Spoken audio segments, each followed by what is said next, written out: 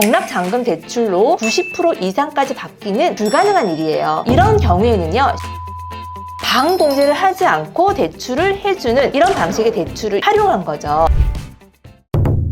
여러분 안녕하세요. 월세모닝콜 세연쌤입니다. 반갑습니다. 경매로 수익을 내는 것에 있어서 우리 사랑하는 소액님들에게 너무너무 중요한 부분은 바로 대출입니다. 이 대출은 소액의 투자금으로 최대한의 수익을 낼 수 있는 레버리지를 이용할 수 있는 부분이죠. 그래서 오늘은 우리 사랑하는 소액님들이 많이 궁금해하시는 경락잔금 대출에 대한 공부를 함께 해보도록 하겠습니다. 제가 혼자서 설명을 하는 것보다는 여러분들의 궁금한 부분을 질문을 받아서 답변을 해드리는 방식으로 오늘은 좀 영상을 찍어보도록 하겠습니다. 질문 주세요. 세연쌤, 경락잔금 대출은 얼마나 나오나요? 경락잔금 대출 같은 경우에는 우리 이제 경매 물건에는 감정가라는 게 있죠. 그래서 감정가의 60% 그리고 낙찰가의 80% 중에서 낮은 것으로 대출을 해주는 것을 원칙으로 하는데요. 보통은 감정가의 60%가 낮아요. 그래서 낙찰가의 70% 정도 대출을 받을 수 있다라고 생각하시면 될 것 같아요. 자, 내 투자금이 만약에 3천만 원이 있는데 그러면 나는 얼마까지 입찰가를 쓸 수 있고 얼마의 물건을 입찰에 들어가는 게 맞는 것인가, 대출이 그래서 얼마나 나올까, 이렇게 고민을 하시는 분들이 많거든요. 이런 부분이 막히다 보면은 아무리 공부를 열심히 해도 실전으로 우리가 입찰까지 가고 수익을 내기가 쉽지가 않아요. 내가 3천만 원이 있어요. 그러면 내 투자금의 3배까지 입찰가를 쓸 수 있다라고 이 개념을 잡으시면 좋을 것 같아요. 그러면 나머지 6천만 원은 대출의 레버리지를 이용해서 우리는 9천만 원까지 입찰가를 쓸 수 있고, 이 물건의 시세는 당연히 1억 2천 정도는 돼야지 우리가 3천만 원의 수익을 낼 수 있는 거죠. 어떻게 좀 이해하기가 좀 편하시죠? 그런데 낙찰가가 너무 높은 경우에는요, 당연히 대출 비율이 낮아질 수밖에 없다라는 거, 그거는 여러분들이 알고 계셨으면 좋겠어요. 세연쌤 영상을 보면 다양한 낙찰 사례들에서 대출을 92%까지 받았다는 영상을 봤는데요. 그것도 다가구를요. 이게 진짜 가능한가요? 네, 정말로 다가구를 92%까지 받은 낙찰자분들이 계시고, 지금도 현재 90%까지 받으시는 분들이 많이 계세요. 하지만 경락잔금 대출로 이렇게 90% 이상까지 받기는 사실은 이건 불가능한 일이에요. 자, 이런 경우에는요, 신탁대출이라고 해서 방공제를 하지 않고 대출을 해주는 이런 방식의 대출을 활용한 거죠. 다가구는 가구 수가 굉장히 많기 때문에 한 가구당 방공제를 한다면 아마 대출을 받는 이 대출금이 거의 없을 거예요. 그래서 다가구나 상가주택처럼 가구 수가 많은 것들은 방공제를 하지 않고 수익을 최대한 낼 수 있는 이런 신탁대출을 활용하는 거예요. 그래서 92%까지 받을 수가 있었던 거죠. 또한 낙찰가가 감정가 대비 좀 낮았을 거예요. 그런 물건들은. 만약에 낙찰가가 조금 높았더라면 90%가 아닌 한 85%, 80% 이렇게까지 받지 않았을까 생각됩니다. 그래서 가능합니다. 그럼 경락잔금 대출은 모든 은행에서 다 해주나요? 그렇지 않아요. 여러분들이 보통 이런 영상을 보고 또는 경매 공부를 하시는 분들이 본인의 집 주변 은행에 가셔가지고 혹시 경락잔금 대출 되나요? 이 물건 몇 프로 나오나요? 이렇게 물어보면 아마 많이 안 나올 거예요. 이 경락잔금 대출을 취급하는 은행이 따로 있어요. 그럼 이런 은행을 어떻게 알아보는지 한번 제가 말씀을 드리자면, 입찰이 있는 법원에 방문을 하시면은요, 거기에 대출 상담사님들이 나와 계세요. 그래서 낙찰자들한테 이렇게 명함을 나눠주고 거기에 대해서 전화번호가 어떻게 되세요? 예, 대출 잘해드릴게요. 이런 말씀들을 하실 거예요. 그때 명함을 좀 받아오세요. 그래서 명함집에다가 이런 명함들을 잘 보관을 하시면서 지역을 메모를 해놓으세요. 경남이면 경남, 경북이면 경북, 대전이면 대전, 충남이면 충남, 이런 식으로 지역별로 좀 분류를 해놓으신다면 내가 나중에 낙찰받은 그 물건의 그 지역에 해당되는 대출 상담사님들한테 전화를 해서 대출을 알아보실 수가 있습니다. 그럼 낙찰을 받고 언제부터 대출을 알아보고 잔금을 납부를 해야 하나요? 낙찰을 받고 나서 바로 잔금을 납부하는 것이 아니고요, 2주의 시간을 기다려야 해요.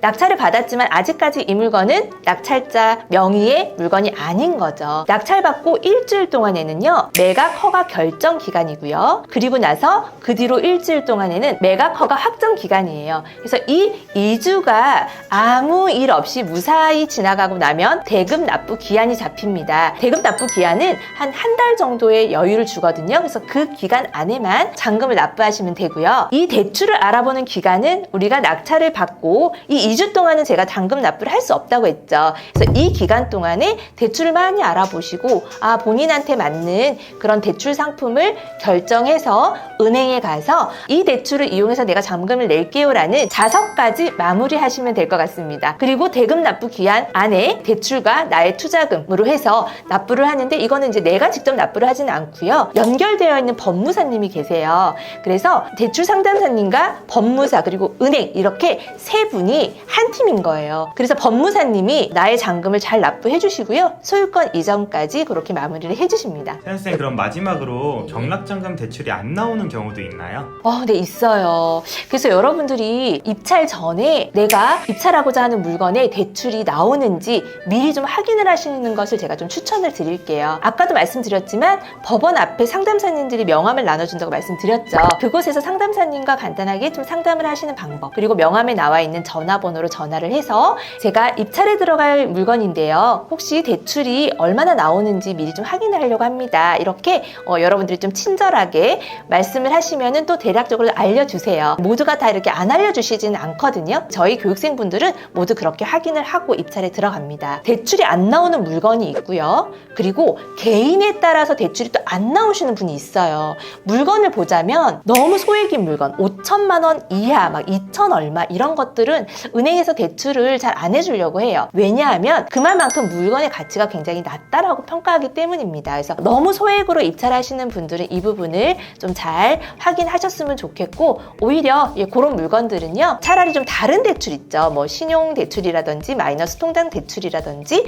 보험 약관 대출이라든지 차라리 이런 것을 좀 활용해서 잔금을 납부하시기를 좀 추천을 드리고요. 또 하나는 우리 상가를 낙찰을 받았는데요, 온전하게 하나가 아니라 옆에 호스하고의 벽을 터서 한 호스만 나온 그런 물건들 있죠. 원칙적으로 상가는 이 네 면이 모두 벽체로 이루어져 있어야지 대출이 나오는 것을 원칙으로 합니다.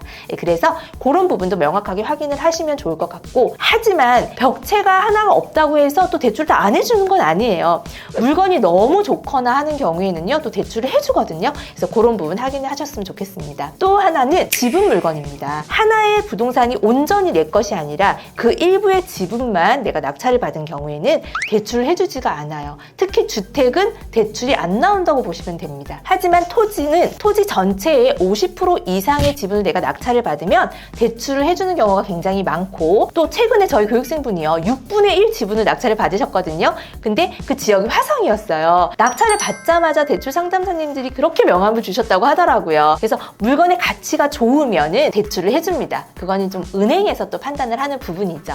그래서 그런 부분들은 또 대출이 안 나오니까 여러분들 잘 알고 계셨으면 좋겠고, 또 개인에 따라서 대출이 안 나오는 경우는요, 신용도가 굉장히 안 좋으신 분들, 6등급 이하이신 분들 있죠? 그분들은 대출이 안 나온다고 보시면 되고요. 그리고 소득이 없으신 분들, 이분들도 대출이 나오기가 어렵습니다. 그리고 DSR 한도가 이제 모두 차신 분들, 이런 분들은 대출이 안 나오는데요.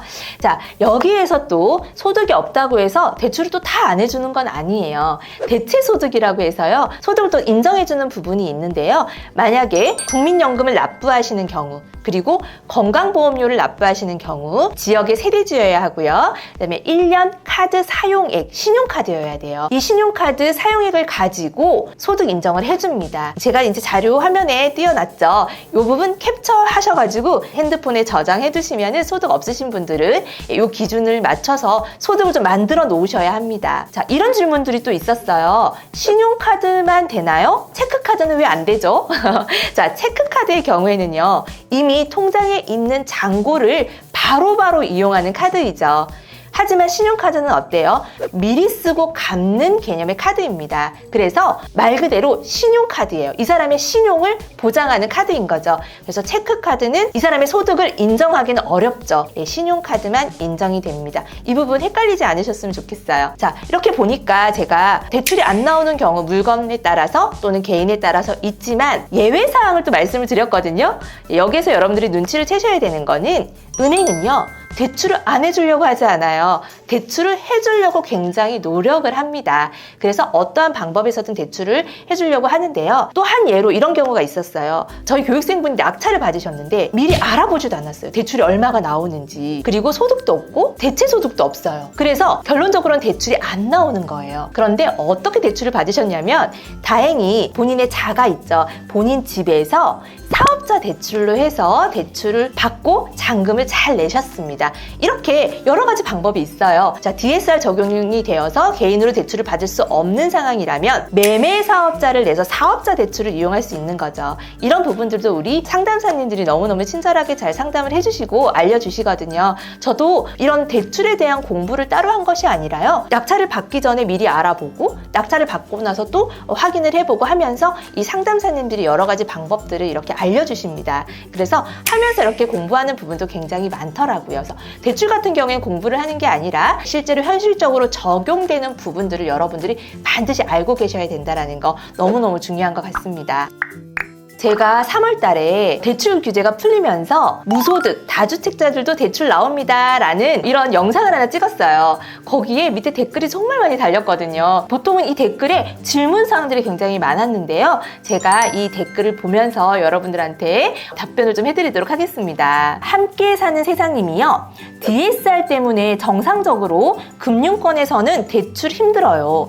영상 제작 시 이 부분 참고해서 오해가 없도록 하기 바랍니다. 예, 맞습니다. 자, 여러분들이 조심하셔야 되는 부분은 대출에 있어서 계속적으로 DSR 적용받는다라는 이야기들이 계속 나오고 있거든요. 이 DSR은요, 총 부채 원리금 비율입니다. 주택대출 원리금 상한액과 기타 다른 대출의 원리금 상한액을 합한 값을 연소득으로 나눈 값입니다. 그래서 DSR 한도를 넘으면 대출을 받을 수가 없어요. 근데 제가 뭐라고 말씀을 드렸죠? 영상에서도 제가 말씀을 드렸습니다. 사업자 대출이라는 게 있어요. 이 사업자 대출은 DSR 적용을 받지 않아요. 저희는 경매를 하는 사람들이잖아요. 그래서 개인 매매 사업자를 내서 DSR 적용을 받지 않고 대출을 받으실 수 있는데, 여기서 또 하나 주의점은요, DSR 적용 받지 않지만 소득은 본다. 대출을 상환할 수 있는 소득이 있는지 이 부분을 계속 보고 있는 거예요. 그래서 이 댓글에 대해서는 제가 이렇게 답변을 드릴게요.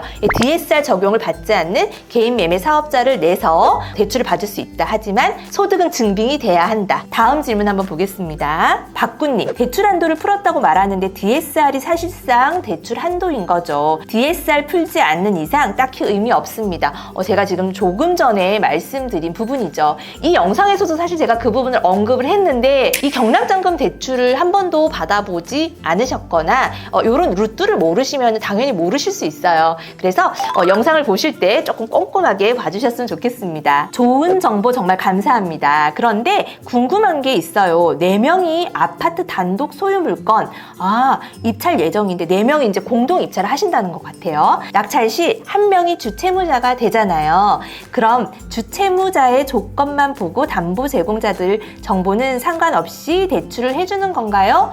요거는요, 지금 좀 바뀐 걸로 제가 알고 있어요. 이 4명이 각각 본인의 지분만큼 대출을 따로따로 받아야 되는 걸로 알고 있거든요. 요거 또한 그 대출 상담사님한테 저한테 물어본 요 질문 그대로 물어보시면 될 것 같아요. 요것도 약간 은행마다 좀 상이합니다. 제가 아까 뭐라고 했죠? 은행은 대출을 해주려고 노력한다. 그죠? 그래서 이런 상황에서도 대출을 해주려고 노력하는 그런 은행이 반드시 있으니까 이런 부분을 꼭 상담 받으시기를 바랍니다. 남성 이재룡 님이요, 질문을 좀 길게 하셨어요. 꼭 필요한 질문이 있습니다. 2019년도 10월에 국민은행에서 30년제로 장기 대출을 받고 그 후에 부인이 지방에서 특별한 사정으로 주택을 구입하였는데 2021년 4월경에 은행으로부터 약정 위반이라고 대출을 상환하라고 독촉을 막 하고 있대요. 그래서 2년이 지난 오늘 은행으로부터 또 상환 도촉을 받으니 돈도 없거니와 정말 기분이 안 좋네요. 이거 어떻게 하면 좋을까? 답장 꼭 부탁드립니다. 대출 받을 시 가족이 집 사면 안 된다는 각서는 물론 썼다고 하십니다. 썼으면은 주택을 구입하면 안 되는데 말이죠. 그래서 제가 여기다가 이제 답변을 달아드리긴 했는데 조금 늦게 달아드렸어요. 예. 걱정이 너무 많으실 것 같아요. 이런 상황에서. 그래서 대출을 받기 전에요. 여러분들 입찰에 들어가기 전에 투자를 하시기 전에는 만약에 내가 지금 지존에 살고 있는 집, 전세든 자가든, 전세자금 대출이든 주택담보대출이든 내가 대출받은 이 상품이 혹시라도 내가 다른 주택을 구입했을 때 일시 상환을 해야 하는 조건을 가지고 있는 상품이 아닌지 그런 상품인지 해당 은행에 반드시 먼저 확인을 하셔야 합니다. 저도 이제 1대1로 상담을 많이 해드리고 있어요. 저희 교육생분들. 그래서 이런 부분들을 좀 모르고 계시는 분들이 많아서 저는 항상 늦게 제가 확인을 하거든요. 대출 있으세요? 그러면 은행에 확인해 보세요. 그리고 나서 저한테 다시 말씀해 주세요. 그래야지 이제 투자 방향이 또 설정이 되기 때문에 이 부분을 지금 구독자님도 굉장히 어려운 상황인데요. 이런 경우들이 굉장히 많아요. 그래서 꼭 먼저 확인을 하셔야 돼요. 그래서 제가 답변을 뭐라고 드렸냐면 안녕하세요. 걱정 많으시겠어요. 다른 대출로 갈아탈 수 있으면 갈아타시라고. 왜냐하면 기존에 받았던 대출은 분명히 굉장히 조건이 좋으셨을 거예요. 이율도 낮고 상한도 길고 굉장히 좋은 조건일 텐데 만약에 갈아타실 수 있다면 물론 이렇게 좋은 조건으로는 갈아타실 수 없지만 조금 더 이율이 높은 상품으로 아마 갈아타셔야 할 거예요. 하지만 그렇게 해서라도 내 재산을 좀 지킬 수 있으셔야 되겠죠. 그래서 그런 방법을 제가 좀 제안을 해드렸어요. 우리 남성 이재롱님 잘 해결되시기를 제가 바라겠습니다. 네. 김민아님이 체크카드도 되는 걸로 알고 있는데 아닌가요? 아까 제가 말씀드렸죠. 체크카드 안 되고 신용카드만 해당이 됩니다. 자, 이경우님이 월세 받은 건 소득 인정해줄까요? 이번 연도 2월 전월세 신고해서 소득세 부과가 될 것 같은데요. 네, 임대소득은 소득으로 인정해주지를 않아요. 네, 그래서 아까 제가 대체소득 인정해준다라고 하는 그 부분을 좀 참고하셨으면 좋겠습니다. 킵톤님이 직장이 없고 소득이 없으면 금리가 비쌀라나? 이렇게 질문을 해주셨거든요. 네, 다소 좀 그런 분들은 이율이 조금 높을 수 있어요. 예, 개인마다 이율에 조금 편차가 있기 때문에 이 이자나 원금을 상환하는 조건이 조금 부족하신 분들은 이자가 조금 높다고 보시면 됩니다. 네, 좋은 질문입니다. 예, 이런 부분도 모르실 수 있죠. 장식박님께서요, 어떻게 돈 빌려서라도 결국은 또 영끌로 부동산 투자라는 말로 들리네요. 현재의 체력이 약해진 경제 상황에서 대출 규제 완화로 매매 수요만 증가시켜 부동산 시장 살리려는 건 좋지 못한 대책인 것 같습니다. 대출로 울려진 파도와 모래성을 또 쌓지 맙시다.